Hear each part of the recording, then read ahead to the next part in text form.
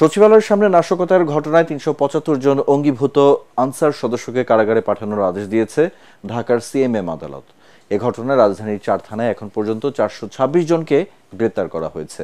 এদিকে রাজধানীর আদাবর থানার পোশাক শ্রমিক হত্যা মামলায় আওয়ামী লীগ নেতা আব্দুস সোবহান গোলাপের ৭ দিন এবং সাংবাদিক দম্পতি শাকিল আহমেদ ও ফারজানা রূপার ৫ দিনের রিমান্ড মঞ্জুর করেছে আদালত। রিপোর্ট করছেন মনির হোসেন তপু।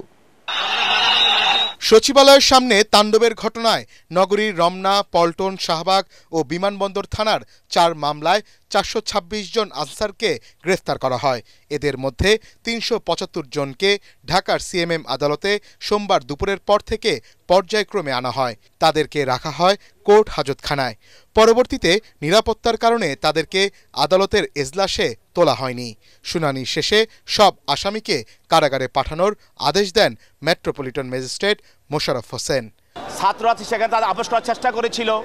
সমন্বয়ক হাসনাত আবদুল্লাহ সেই কয়েকজন তারা চেষ্টা করেছিল, তাদেরকে বোঝানোর চেষ্টা করেছিল, আপোষ কথা বলতে চেয়েছিল।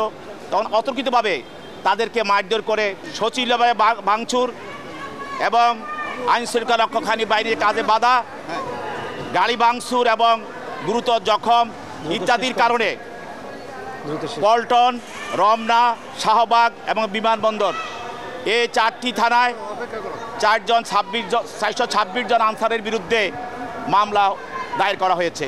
গত এক সপ্তাহ যাবত তারা আন্দোলন করে আসছে, কিন্তু কোনো উচ্ছৃঙ্খল এবং বিশৃঙ্খলভাবে তারা সেইভাবে করে নাই। কিন্তু গতকাল তাদের উপর আতর্কিতভাবে হামলা করা হয়েছে। হামলা করার পরে উভয় পক্ষেই সংঘর্ষ হয়েছে। সচিবালয় ঘেরাও করে রোববার ছাত্রদের সাথে সংঘর্ষে জড়ায় অঙ্গীভূত আনসার সদস্যরা।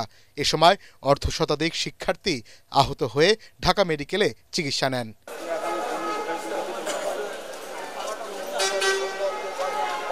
এদিকে ছাত্র জনতার আন্দোলনে আদাবর রিং রোডে আহত হয়ে চিকিৎসাধীন অবস্থায় মারা যান রুবেল নামের এক পোশাক শ্রমিক।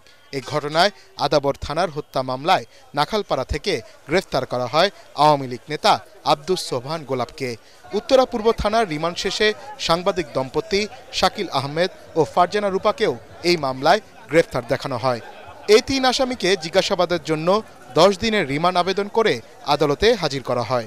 আব্দুস সোবহান গোলাপ আত্মপক্ষের সমর্থনে কথা বলা শুরু করলে এর বিরোধিতা করেন আইনজীবীরা। পরে ফারজানা রূপাকেও থামিয়ে দেন তারা। আসামিপক্ষের আইনজীবী তাদের রিমান্ড বাতিল চেয়ে জামিনের আবেদন করেন। উভয় পক্ষের শুনানি শেষে রিমান্ড মঞ্জুর করেন বিচারক। মনির হোসেন তপু, এটিএন বাংলা, ঢাকা।